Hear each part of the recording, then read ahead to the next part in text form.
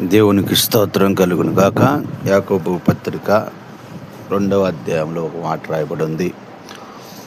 క్రియలు లేని విశ్వాసము మృతము. నీవు దేవుని దగ్గర క్రియలు చేసేటట్లుగా, దేవునికి నువ్వు ప్రేమ చూపించేటట్లుగా, దేవునికి నువ్వు ప్రార్థన చేసేటట్లుగా, దేవుడికి నువ్వు విన్నపించుకునేటట్లుగా ప్రభువుకి నువ్వు కనిపించాలని ప్రభు తెలియజేస్తున్నాడు. నీ విశ్వాసమే, నీ క్రియలే ప్రభు ఎదుట సాక్ష్యంగా నిలబడతాయి.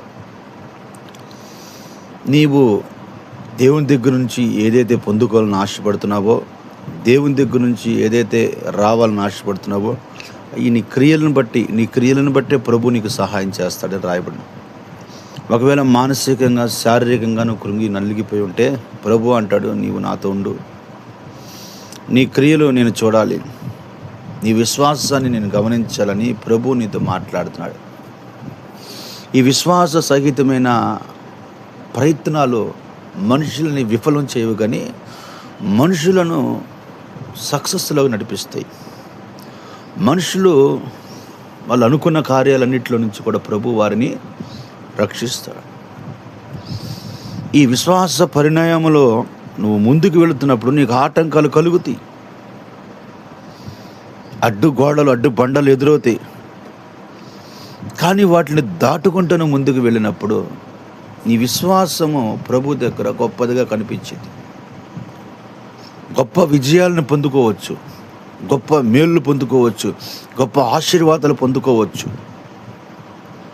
అది నీ విశ్వాస పరిణామాన్ని బట్టి ముందుకు కొనసాగించబడింది.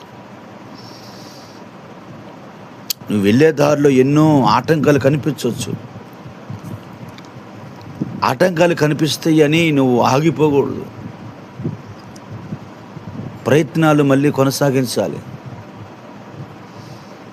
ఊపిరి లేని, ప్రాణము లేని బంతి కూడా కింద వేస్తే అది వెంటనే పైకి లేచింది. నీ విశ్వాస జీవితంలో అలాగ ముందుకు వెళ్ళాలి. ఎవరో ఏదో చెప్పారు, ఎవరో ఏదో అన్నారని దాని గురించి నిరుత్సాహపడకూడదు. విశ్వాస ప్రయాణాల్లో ఎన్నో ఆటంకాలు కలుగుతాయి. అవన్నీ కూడా ప్రభు అంటాడు, నీ విశ్వాసాన్ని నేను చూస్తూ ఉన్నాను. దీపము వెలిగించి మంచం కింద కాదు, కానీ దీపస్తంభం మీద పెట్టాలంటాడు ప్రభు. నీ విశ్వాసము అందరికీ తెలియాలి, ప్రభువుకు తెలియాలి.